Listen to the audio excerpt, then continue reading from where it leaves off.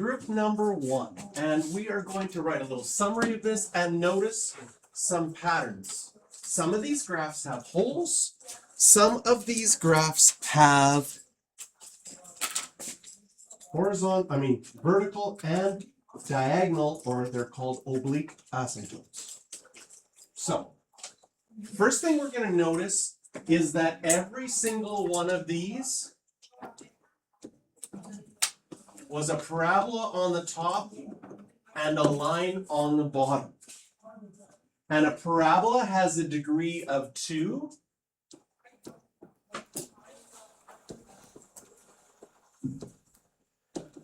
And a line has a degree of 1. So all of these have a degree that's bigger in the numerator.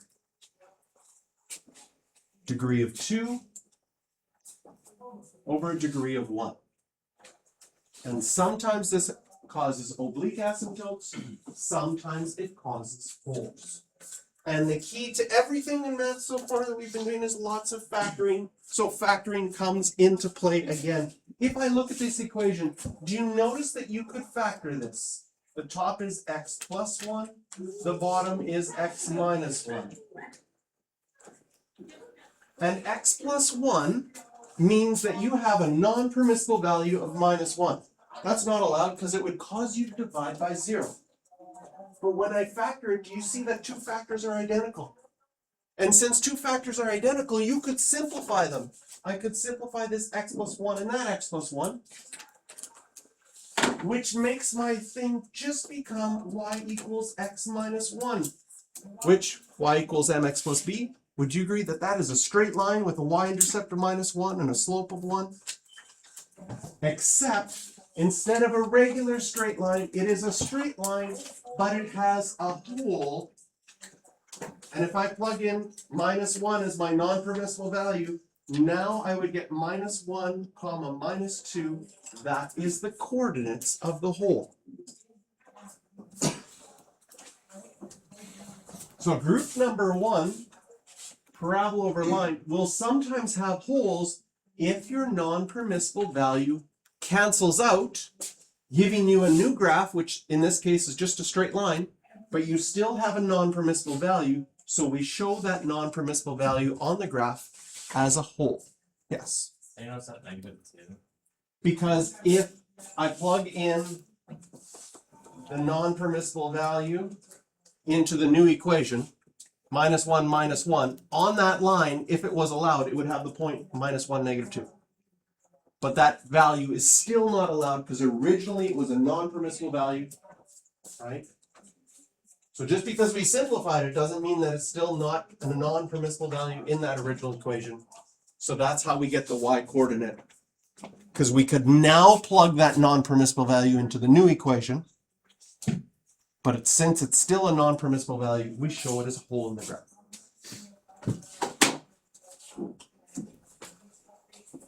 Our next graphs. So on this one right here, can I factor the top?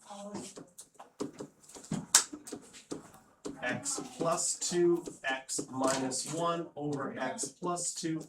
And here my non-permissible value of minus 2 goes away.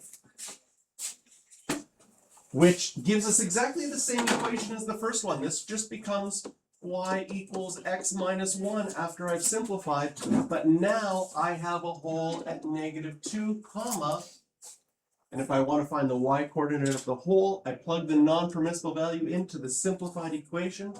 -2 minus 1 is -3. That's the coordinate of my hole.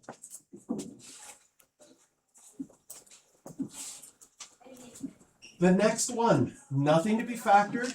My non-permissible value factor, this x minus 1, does not cancel and go away. Anytime your non-permissible value does not cancel away, it will show up as a vertical asymptote. So any non-permissible values that remain in the equation, they will become vertical asymptotes. The third one, it factors.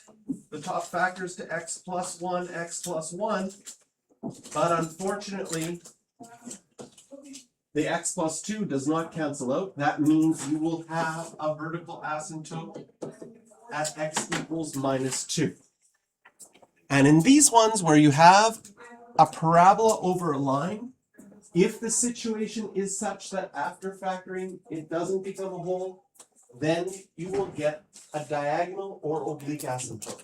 And we'll figure out how to find that equation later on in this unit.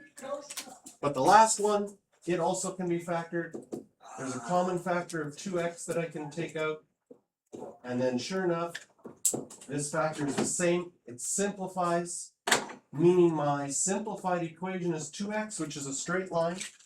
But on that line, I'm going to have a non-permissible value of 2. The y coordinate, 2 times 2. When I plug it into the simplified equation, would be 2 comma 4. And that is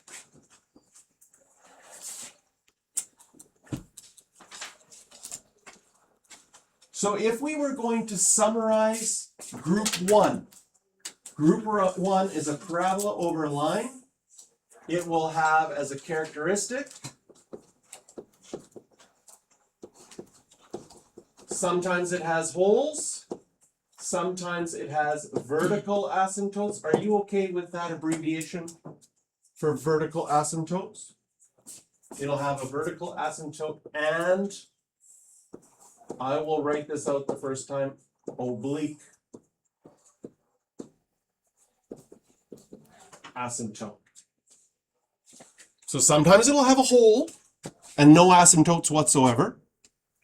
And other times it will have the vertical asymptote at that non-permissible value and also a diagonal asymptote, which we'll figure out later how to actually get its equation.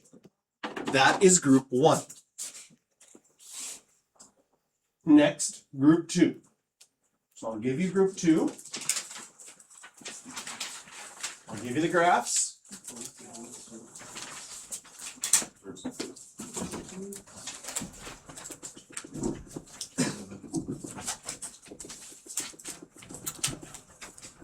And if you have a red pen,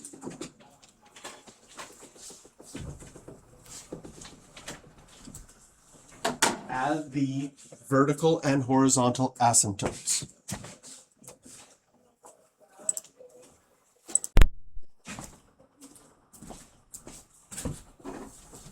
Group 2.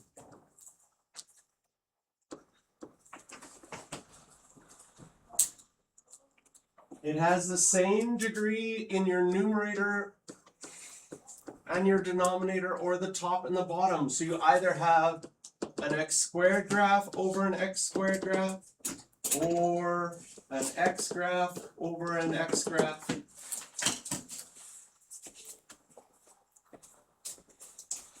And these ones have horizontal asymptotes.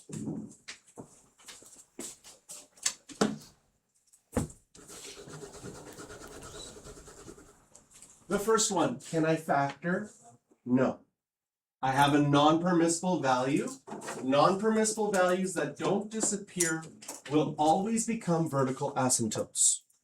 That's the same in group 1, it's the same in group 2, it's the same in group 3. For all of our rational graphs, if you have a non-permissible value that doesn't cancel, it will be a vertical asymptote. If you have a non-permissible value that cancels out, it'll be a hole. In fact, I could just randomly add 15 holes to every graph if I wanted to. Just keep adding something that cancels out, adding something that cancels out, and just shoot holes in any graph you like. But this one has a horizontal asymptote at y equals 3. So our job is going to be, after looking at each of these, to see if we can see the pattern of where the horizontal asymptotes are. The next one, it factors, so I can, the top is a difference of squares, x plus 1, x minus 1. The bottom is a difference of squares, x plus 2, x minus 2. Nothing cancels out, so both the non-permissible values become vertical asymptotes. But this one has a horizontal asymptote at y equals 1. And finally, the last one. You could factor a common factor of -2 out of the top, leaving me with x minus 2, but that doesn't cancel out with the x minus 1, so we still have a vertical asymptote at x equals 1.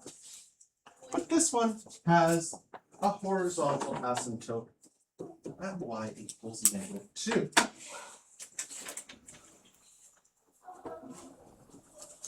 So, your job is to look for a pattern. If you think you found the pattern, I'm going to put a new equation here that has a horizontal asymptote. I'm going to do 7x minus 3x squared plus 8 over 5x squared plus 2x minus 3. There's a nice one. It's a parabola over a parabola. Same degree on the top, same degree on the bottom. This one will have a horizontal asymptote at y equals something. And your job is to see if you can figure out the pattern from the first three to get the asymptote in this new one. And there's a way just to go from the equation to the asymptote.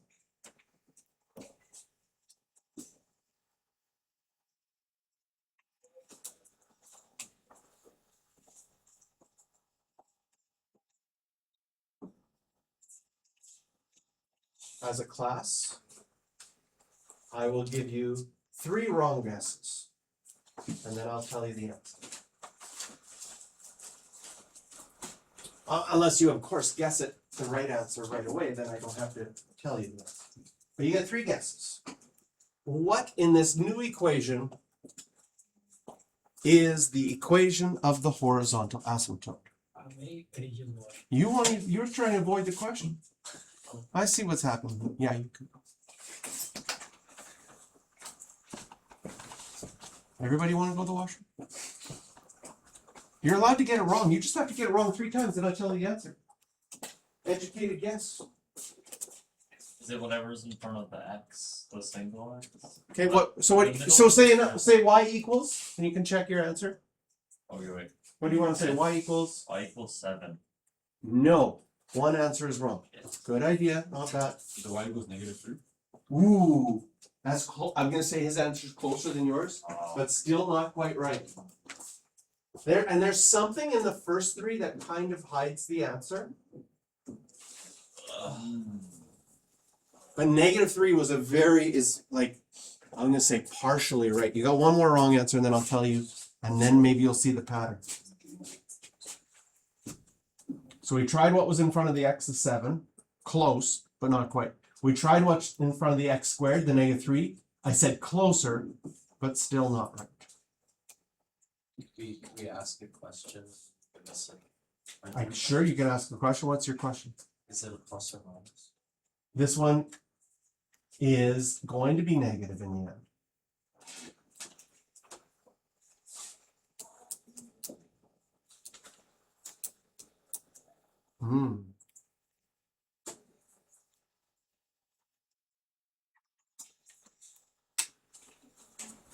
I just need one more wrong guess, then I give you the answer, and then you might be able to figure out the pattern. If you get one more, if you see the right answer, you might figure it out.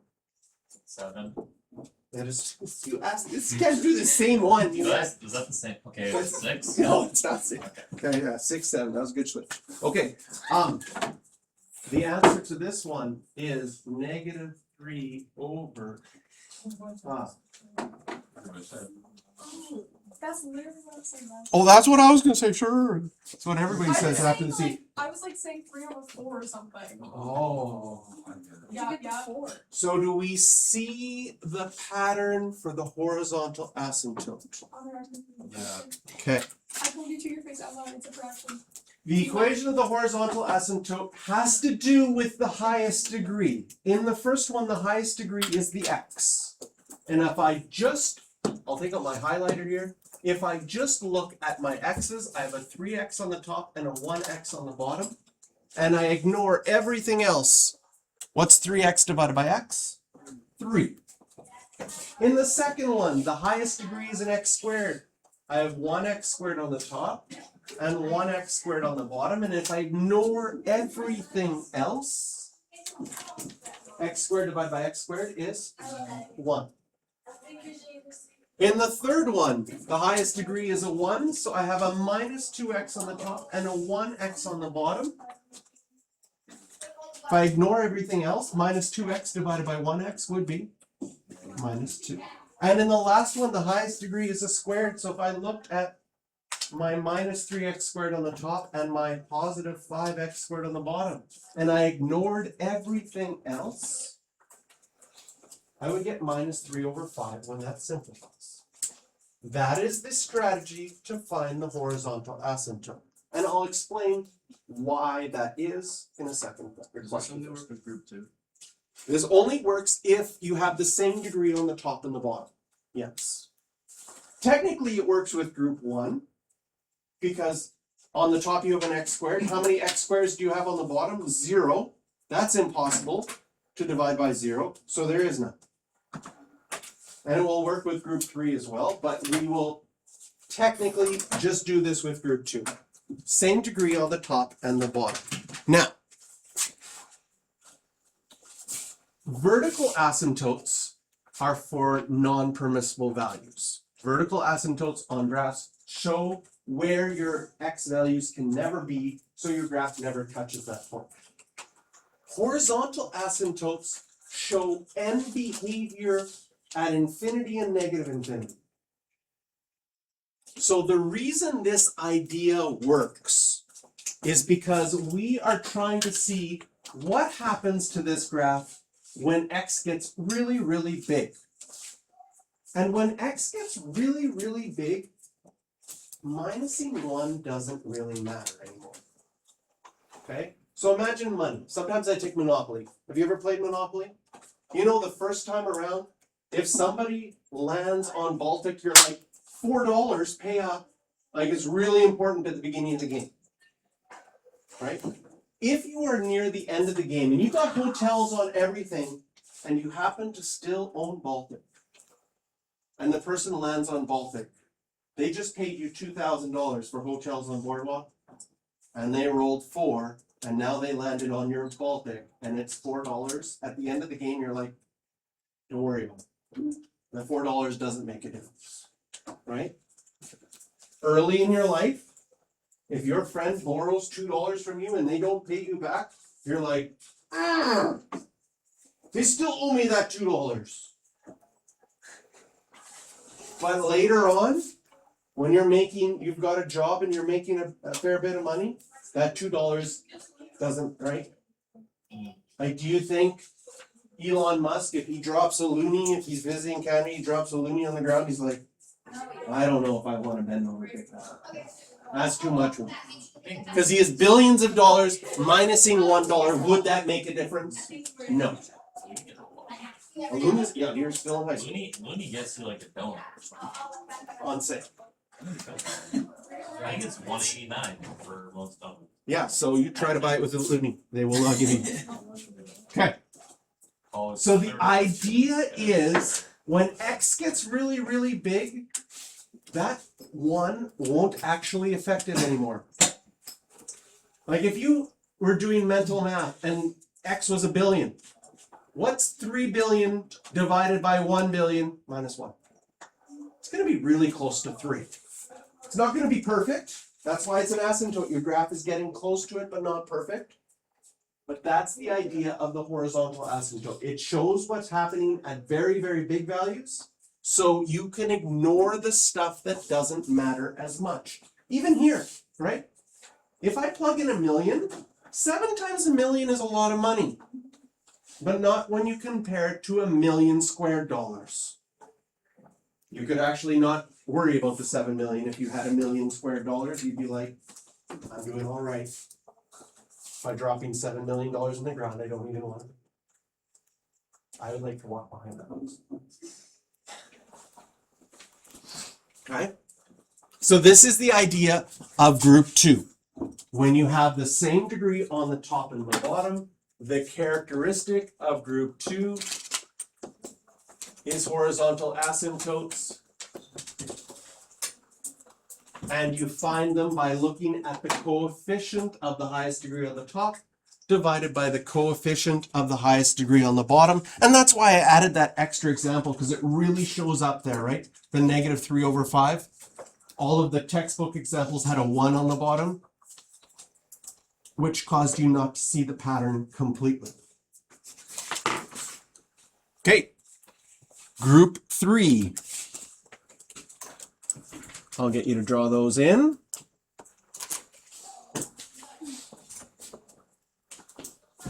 Group 3.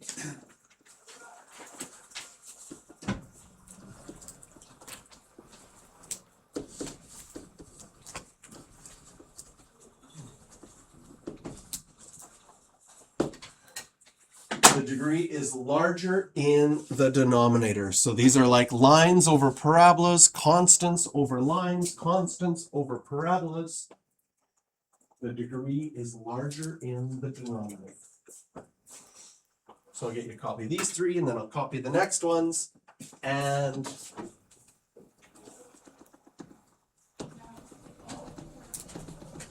I'll get you, if you have a red pen, add your asymptotes in red.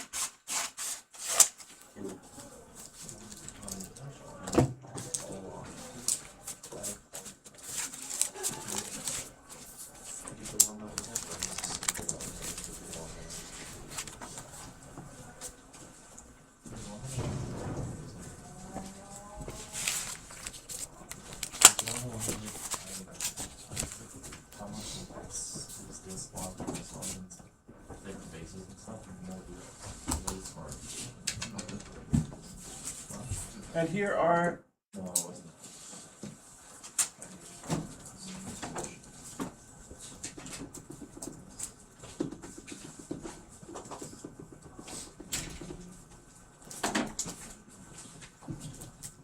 here are the last 2.